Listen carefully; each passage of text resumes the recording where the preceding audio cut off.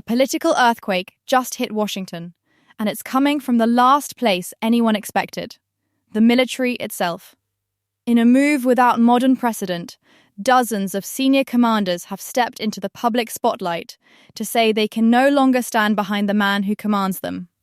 This is not a rumor, not a leak, and not a partisan attack. It is a direct, written challenge to presidential authority, and it is already reshaping the balance of power in America. Less than an hour ago, a group of current and retired military leaders released a joint public letter that sent shockwaves through the Pentagon and Capitol Hill. The statement, signed by dozens of high-ranking officers, including several four-star generals, declares that they can no longer support Donald Trump in his role as commander-in-chief. These officers say they have never before spoken out against civilian leadership, but claim the situation has reached a point where silence would mean betrayal of their oath. According to the letter, their decision was driven by what they describe as a growing pattern of political interference in military operations. They allege that key security decisions have been delayed, altered, or influenced not by battlefield needs, but by political calculations. In plain terms, they argue that military actions meant to protect troops and national interests were instead shaped to serve campaign messaging and public image. For officers trained to separate politics from command, this represents a dangerous line being crossed. The tone of the letter is firm and unusually direct. It states that civilian control of the military is a sacred principle, but that this control carries a duty to act in the national interest rather than personal or political interest. The officers say that when military authority is used as leverage for political loyalty, the trust between leadership and the armed forces begins to collapse. That collapse, they warn, puts service members at risk and weakens national defense. What makes this moment historic is not just the criticism, but who is delivering it. These are commanders who spent decades avoiding public political statements. Many served under presidents from both parties and followed a long tradition of staying silent on political disputes. By stepping forward together, they are signaling that the issue is not about party or policy preferences, but about the integrity of the military command itself. Sources familiar with the situation say the letter was the result of months of internal concern. Officers reportedly debated whether to raise the issue privately, work through official channels, or bring it to Congress. But they concluded that those methods would keep the problem hidden from the public. Going public, they believed, was the only way to force accountability and prevent what they see as a dangerous precedent. The reaction inside Washington has been immediate and intense. Lawmakers from both parties are demanding explanations. Defense officials are scrambling to assess the impact on morale. And military families are asking a chilling question: are operational decisions being shaped by politics rather than safety? Even without legal force, the statement carries enormous symbolic weight.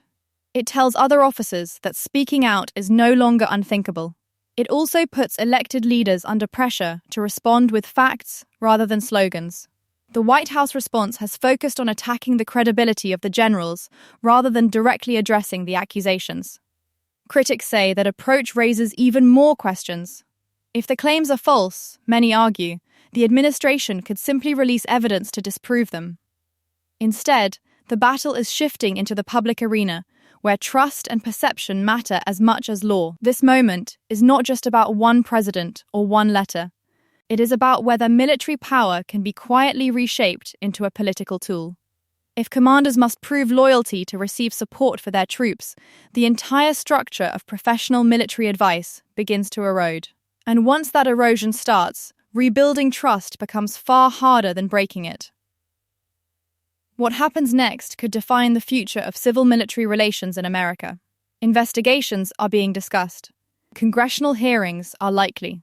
And the political consequences may reach far beyond today's headlines. For the first time in generations, the armed forces are publicly warning that the line between command and politics is being blurred, and that warning is now impossible to ignore. The deeper meaning of this letter goes far beyond today's headlines. It strikes at the heart of how the American military is supposed to function. For more than 2 centuries, the armed forces have operated under a simple rule: elected leaders set policy, and military professionals carry out orders based on strategy and security needs, not political loyalty.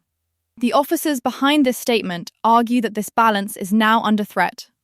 They claim commanders are being judged not by competence or readiness, but by how closely their actions align with political messaging. Legal and constitutional experts say this creates a serious crisis. While the president holds broad authority over the military, that power exists to protect the nation, not to reward or punish officers for their public behavior. If the accusations in the letter are accurate, then operational decisions may have been delayed or altered for reasons unrelated to defense. That raises fears that national security could become a bargaining chip in political battles. The timing of the letter is also critical. It arrives in the middle of a highly charged political season, when every action is viewed through a partisan lens. Supporters of the president argue this is an organized attempt by establishment figures to weaken an elected leader. They say the generals are overstepping their role and risking civilian control of the military by speaking out. But the officers behind the letter insist they are doing the opposite. They say their goal is to preserve civilian control by defending the rules that make it work. Behind closed doors, concern is reportedly spreading within military ranks. Active duty personnel are bound by strict rules that prevent them from engaging in political activity. That means many who may share these concerns cannot speak publicly.